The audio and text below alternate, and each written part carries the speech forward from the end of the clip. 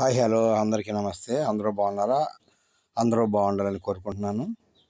Okay. మనమైనా మన చుట్టూ ఉన్న వాళ్ళైనా ఎవరైనా సరే అందరూ బాగున్నప్పుడే మనము బాగుంటాము.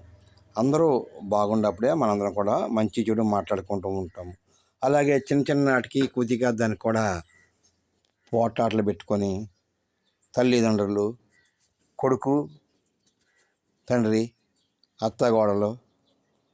కోడలు, మామ ఇలాగ చిన్న చిన్న విషయాలు కూడా మనం పోట్లాటలు పెట్టుకుని జీవితాన్ని నాశనం చేసుకుంటున్నాం.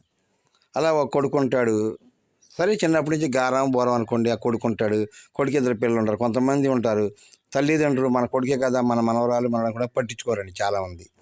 దయచేసి అలా ఎవరో చేయొద్దు. అందరూ కూడా బాగుండాలి, అందరూ మంచిగా ఉండాలి. అందరూ మంచిగా ఉంటేనే మనం బాగుంటాం.